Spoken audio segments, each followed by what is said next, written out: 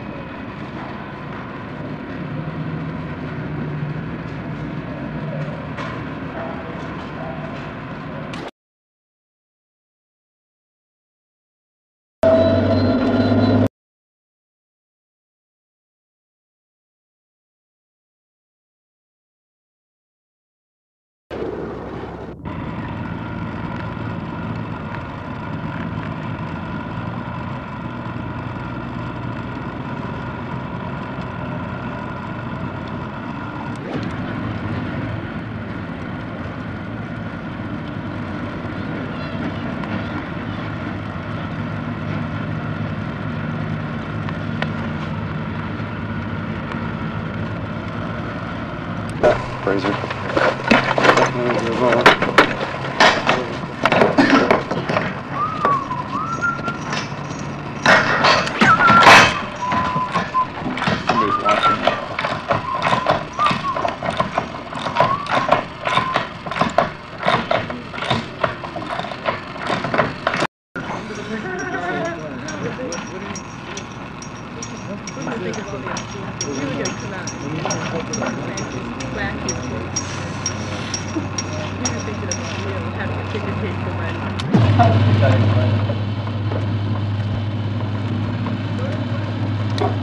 Comes the crane!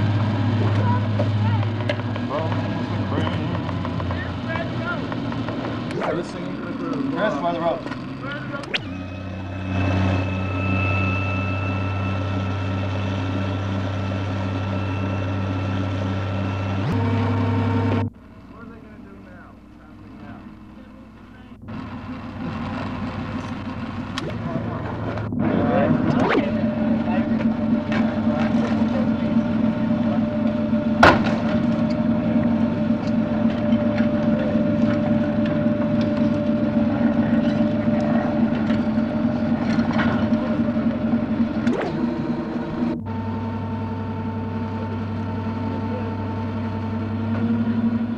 Alex, I think you want to boom out a little bit. I'll have to let it down, then go off.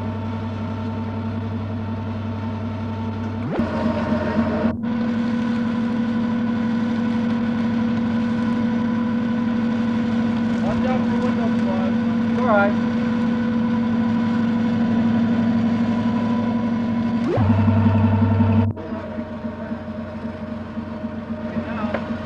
I need a hand over here.